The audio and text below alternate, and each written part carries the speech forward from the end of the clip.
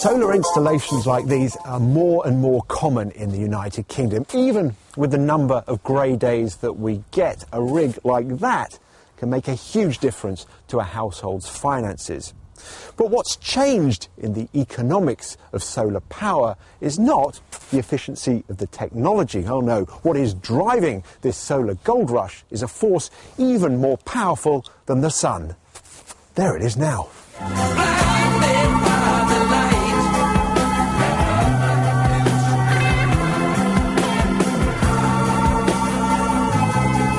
If I didn't have ethical objections to it, because I think it's a terrible waste of other people's money, I would plaster the south side of my house and the south side of my garage with solar panels because of the money I'd be making from it. Solar power is one industry definitely not in recession. 10,500 installations like this one in the first 6 months of the new scheme. It's even worth the owner of these properties, South Yorkshire Housing Association, installing them. The Housing Association gets the subsidy and the tenant gets cheaper electricity. Now, I'm probably not telling you anything you don't already know, but the sun doesn't always shine here in Yorkshire, even in the summer, let alone a cold, grey winter's day like today. However, the people who put in solar systems like this say that the modern photovoltaic cell is well able to extract significant quantities of energy, even on a day like today. But how does the economics of modern solar power stack up? The cost of installing a 3 kilowatt system is typically between £10,000 and £12,000. As an example, Ofgem estimates that such a system would actually produce 2,703 kilowatt hours of electricity per year in the south of England. Multiply this by the feed-in tariff of 41.3 pence and you get £1,116. Pennies from heaven. But the feed-in tariff assumes you won't use all of this yourself and will export half of it back to the grid, adding an extra 3p per unit exported, giving you another £41 a year. Pennies from heaven. Then, of course, you get to use the electricity that you're generating, saving another £175 a year on your fuel bill. A grand total then of £1,332 a year, or a return on your investment of somewhere between 11 and 13%, depending on what you paid for it. And remember, this is index linked to RPI and guaranteed for 25 years and paid quarterly.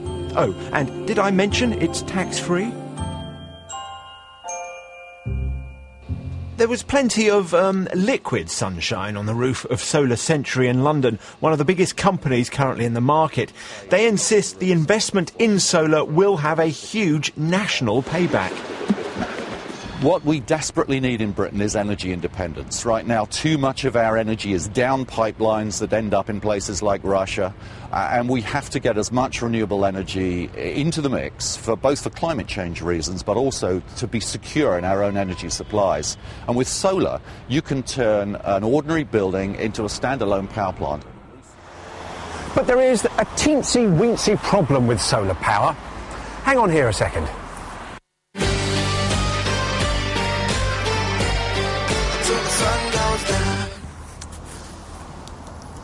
Not looking quite so clever now, is it? The problem is, in the UK, technically, peak solar output does not correspond with peak demand for electricity.